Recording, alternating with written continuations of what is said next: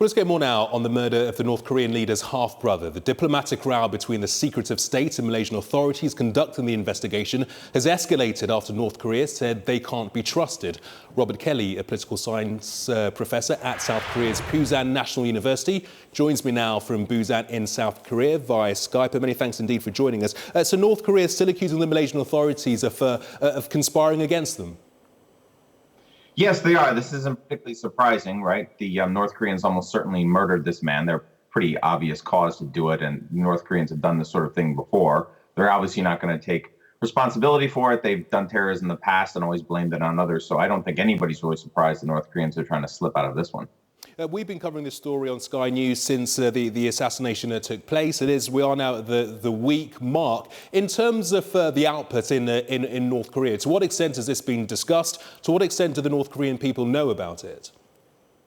Sure. Well, the South Korean media is reporting that the Korean Central News Agency, which is the North Korean sort of PROB, the North Korean news agency, is telling its people that he died of natural causes. This is also not surprising. The North Koreans are not going to admit this sort of thing.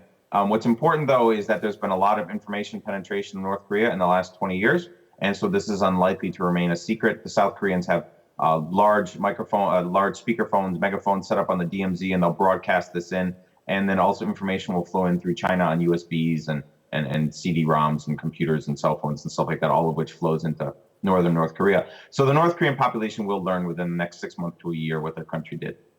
Kim Jong-nam has in the past been criticised by North Korean officials for criticising his relatives, for criticising the North Korean regimes.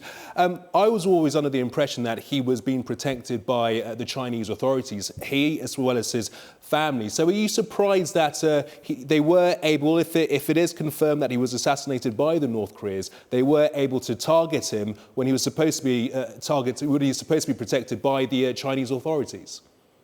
I am. I think that's actually the big mystery here. That North Korea wanted to murder this man is really not a mystery, right? I mean, dictatorships and monarchies often eliminate pretenders to the throne. This man should have been actually number one. He was, in fact, number one for a while until his father demoted him and Kim Jong-un took his place. So it's not surprising that Kim Jong-un wanted to eliminate him. What is surprising, as you said, is that the Chinese stopped protecting him. They were holding him sort of in reserve, if you will, in Macau for years, in case there was sort of an implosion in North Korea or a coup d'etat. They had their own Kim they could install to sort of keep the monarchy rolling along. And everyone assumed that's why they were keeping him. And then suddenly the Chinese let him go traveling alone without any bodyguards. That's sort of the big question. Does that mean that China sort of decided he wasn't worth it anymore? They've made their peace with the Kim Jong-un regime and they just cut this guy loose. It's very curious that he was running around by himself far away from his base.